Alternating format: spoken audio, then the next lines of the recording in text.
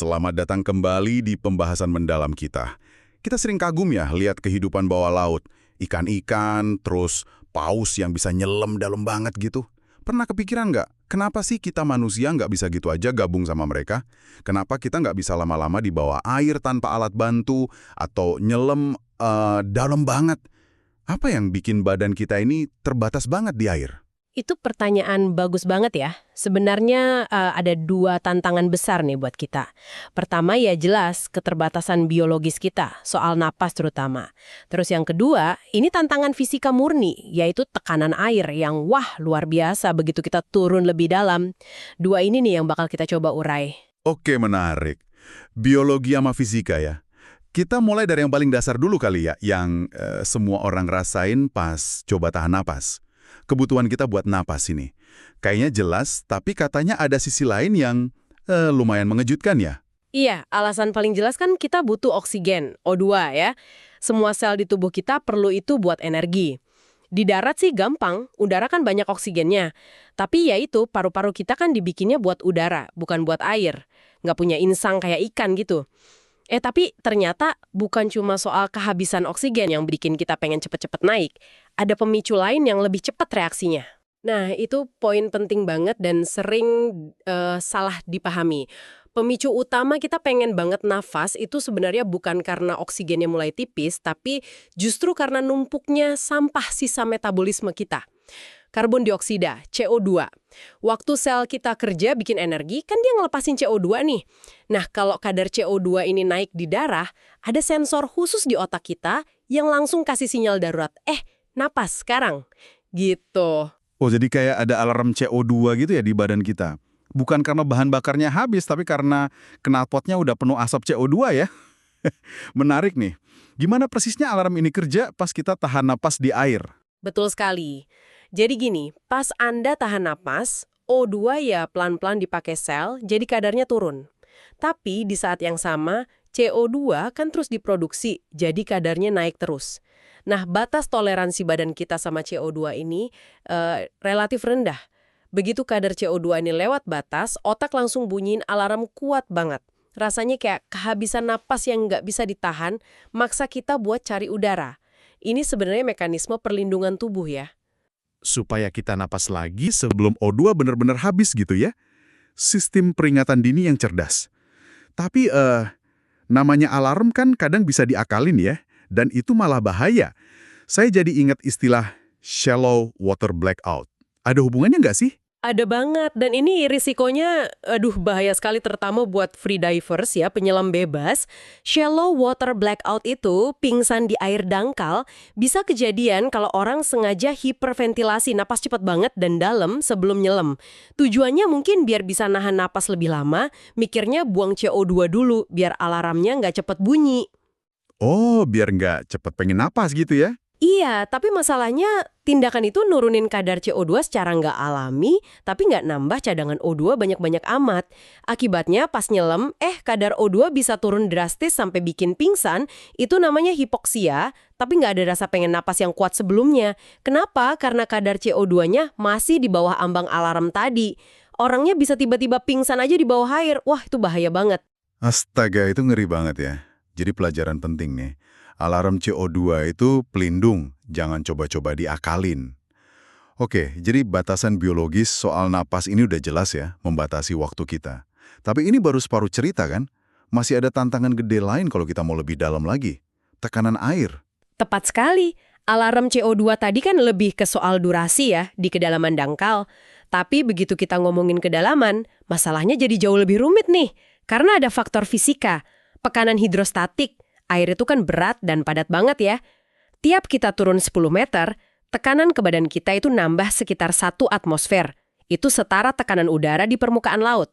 Jadi kalau di kedalaman 30 meter, badan kita ditekan dari semua arah. Kekuatannya 4 kali lipat dibanding di darat. 4 kali lipat di 30 meter? Wow. Iya, tekanan segede itu punya 2 akibat utama. Efek mekanis langsung ke badan, kita sebutnya barotrauma, sama perubahan sifat gas yang kita hirup. Ini bisa jadi racun atau bikin masalah pas naik nanti. Barotrauma, cedera karena tekanan. Dengar namanya aja udah nggak enak ya. Ini kejadian karena badan kita nggak semuanya padat kan? Ada rongga-rongga udaranya. Persis. Di badan kita ada beberapa kantong udara. Telinga tengah, itu di belakang gendang telinga, terus sinus di muka, sama tentu aja paru-paru. Nah, hukum fisika kan bilang, volume udara bakal nyusut kalau tekanan di sekitarnya naik. Pas kita nyelam, tekanan air naik cepat. Sementara udara di dalam kantong-kantong ini tekanannya masih rendah. Beda tekanan ini neken dinding kantong udara itu. Oh, kayak telinga yang rasanya nutup atau sakit itu ya? Betul, itu contoh paling umum. Tekanan air neken gendang telinga ke dalam. Kalau kita nggak ngelakuin manuver ekualisasi kayak nelen ludah atau pencet hidung terus coba embusin udara pelan, itu namanya manuver Valsalva. Buat dorong udara ke telinga tengah, tekanannya makin gede, sakit banget, bahkan gendang telinga bisa robek. Sama juga buat sinus. Aduh, kebayang sakitnya. Itu baru telinga sama sinus. Nah, paru-paru kan kantung udara paling gede nih. Pasti lebih kena dampak tekanan ini ya. Apalagi kalau tekanannya berubah cepat. Betul banget. Barotrauma paru-paru atau pulmonary barotrauma ini risiko paling serius. Terutama pas proses naik ke permukaan buat penyelam scuba. Coba kita bedah ya. Pas turun, tekanan air neken dada, jadi volume udara di paru-paru juga kepencet, nyusut. Kalau Anda free dive, nahan napas, volume paru-paru yang ngikutin hukum Boyle aja. Makin dalam makin kecil. Di 30 meter bisa tinggal seperempatnya loh. Penyelam bebas yang terlatih sih punya adaptasi ya buat nahan ini. Seperempat kecil banget jadinya. Iya. Nah, pas naik ini yang kritis. Apalagi buat penyelam scuba yang napas terus pakai tabung di kedalaman. Pas naik kan tekanan lingkungan turun. Udara di paru-paru otomatis mau ngembang lagi. Kalau penyelamnya nahan napas pas naik, wah, udara yang ngembang ini nggak ada jalan keluar. Tekanan di dalam paru-paru jadi tinggi banget, bisa ngerobek jaringan paru-paru yang halus itu. Paru-paru robek. Aduh, akibatnya gimana tuh? Akibatnya bisa parah banget, bahkan fatal. Ada dua kemungkinan utama nih. Pertama, gelembung udara dari paru-paru yang robek itu bisa masuk ke pembuluh darah, namanya arterial gas embolism. Kalau gelembung ini lari ke otak, bisa nyumbat pembuluh darah di sana. Gejalanya mirip stroke, bisa lumpuh, atau meninggal mendadak. Ya ampun. Kedua, udaranya bisa bocor ke rongga antara paru-paru sama dinding dada, namanya pneumotoraks. Ini neken paru-paru sampai kempis, bikin susah napas parah. Makanya aturan emas buat scuba diving itu, jangan pernah tahan napas pas naik. Harus napas normal terus, biar udara yang ngembang itu bisa keluar lancar. Oke, dicatat. Jangan tahan napas pas naik. Jadi tekanan fisik ini bisa bikin kerusakan mekanis yang serius ya. Nah, selain kerusakan fisik ini, tadi Anda bilang tekanan tinggi juga mengubah perilaku gas yang kita hirup. Gimana ceritanya tuh? Gas yang sama yang kita hirup di darat bisa jadi bahaya di dalam air. Persis, tekanan tinggi ngubah cara gas berinteraksi sama badan kita. Ini nimbulin masalah fisiologis lain, terutama buat penyelam yang pakai tabung udara biasa ya, yang isinya kan mirup udara kita. Banyak nitrogen, ada oksigen. Ada 3 isu utama nih. Pertama, keracunan oksigen. Ironis ya, oksigen yang kita butuhin buat hidup malah bisa jadi racun kalau tekanan parsialnya ketinggian. Tekanan parsial itu gampangnya kontribusi tekanan dari satu jenis gas dalam campuran. Makin dalam kita nyelam pakai udara biasa, makin tinggi tekanan parsial oksigennya. Oh, jadi oksigennya jadi terlalu pekat gitu ya di kedalaman? Bisa dibilang gitu. Risiko keracunan ini biasanya muncul di kedalaman lebih dari 60 meteran lah. Gejalanya bisa kedutan otot, mual, pusing, pandangan menyempit kayak lihat dari terowongan, dan yang paling bahaya itu kejang kayak epilepsi. Kalau kejang di bawah air, ya risikonya tenggelam. Oke, itu yang pertama. Lalu? Di 30 meter ke bawah. Makin dalam, makin kuat. Rasanya kayak gimana tuh pesona kedalaman? Mirip kayak orang mabuk alkohol. Penilaian jadi kacau, bisa jadi seneng banget, nggak jelas, euforia, atau malah cemas, bingung. Waktu reaksi melambat, susah fokus, koordinasi gerak juga keganggu. Ini bahaya banget karena bikin penyelam nggak bisa mikir jernih buat ambil keputusan aman di lingkungan yang udah susah. Wah, bisa bahaya banget kalau lagi di bawah air ya. Terus yang ketiga? Ketiga, ini yang mungkin paling sering didengar orang awam. Sindrom dekompresi atau the bends. Jadi pas kita nyelam dalam cukup lama, tekanan tinggi bikin gas nitrogen dari udara di tabung itu larut lebih banyak ke dalam darah sama jaringan tubuh kita. Bayangin aja badan kita kayak spons nyerap nitrogen. Oke. Nah, pas kita naik, tekanan lingkungan kan turun. Idealnya, nitrogen yang udah larut tadi keluar pelan-pelan dari jaringan, balik ke darah, dibawa ke paru-paru, terus dikeluarin pas kita napas. Tapi kalau naiknya kecepatan, tekanan turun mendadak, nitrogennya keluar dari larutan jadi bentuk gelembung gas di dalam darah dan jaringan. Mirip banget kayak buka botol soda terlalu cepat keluar busanya kan? Oh, jadi gelembung gitu di dalam badan. Iya, gelembung nitrogen. Gelembung ini bisa nyumbat aliran darah, neken saraf, bikin sakit luar biasa di sendi, makanya disebut the bends, karena orangnya sering ngebungkuk nahan sakit. Bisa juga bikin ruam kulit, pusing, mati rasa, lumpuh, bahkan ngerusak organ atau kematian. Makanya penyelam harus patuh sama batas waktu di kedalaman, dan sering harus berhenti dulu di kedalaman tertentu pas naik. Itu namanya decompression stop, buat kasih waktu nitrogen keluar aman dari badan. Luar biasa ya kompleksnya tantangan di bawah air ini, mulai dari batasan napas kita karena alarm CO2, terus efek tekanan fisik yang bisa ngerusak organ, sampai gas yang kita hirup malah jadi racun atau bikin gelembung bahaya di badan. Jadi, kalau dirangkum nih, kesimpulan besarnya gimana? Kenapa kita ini nggak cocok banget sama laut dalam? Ya, setelah kita bedah semua ini, jadi jelas banget ya kenapa kita ini nggak dirancang buat lingkungan air. Kesimpulannya ada dua. Satu, secara biologis. Kita ini makhluk darat, butuh paru-paru buat ambil oksigen dari udara, bukan air.